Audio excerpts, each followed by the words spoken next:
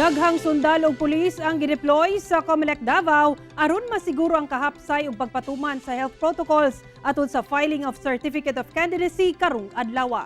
Ani ang report ni Jandy Esteban. Naka-standby ang military tank o tangke de gera gawas sa Magsaysay Park sa Davao City nga maoy mutubag panahon sa alarma atol sa filing of Certificate of Candidacy. Magpabiling kini hangtod katapusan sa filing sa Oktubre 8. Bantay sarado sab ang lugar sa hiniusang puwersa sa sundalo ug pulis. Labi na sa pagsiguro nga matuman ang social distancing. Naandan manggod nga daw murag fiesta ang COC filing, diin magtapok ang mga supporters. Kung naka-violate sila ng social distancing o hindi, pag hindi, pinapupunta natin sa Santana Wharf, doon sila mag-standby. And then we are encouraging them na hindi na mag-participate kasi especially ngayon na we are in a pandemic. We all know that how contagious the COVID virus is. Sa unang adlaw sa COC filing sa syudad, labing unang mi-file si incumbent Councilor Wilfredo Alag sayo sa buntag. Kinsa subling magpapili, isip konsehal sa 3rd District. Ang sunod nga buhaton mao ang paghatag na pod sa mga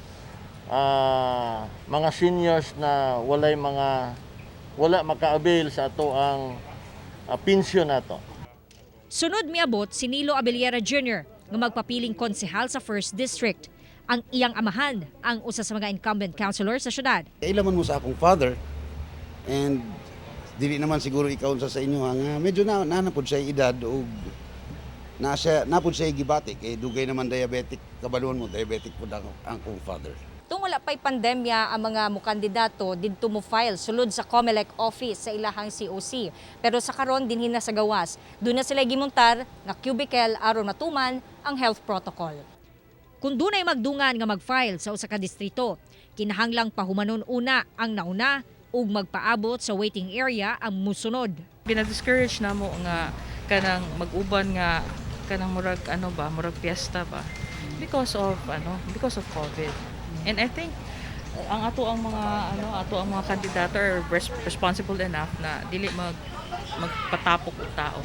Samtang ang mga dili maka-file og personal sa ilang COC, pwede ra magpadala og representative. Ang filing pwede representative basta may authority to file. Pero pag mag-withdrawal, yung dapat personal talaga. Kauban si Jojo Solarte sa kamera. Ako si Jandy Esteban para sa One Mindanao.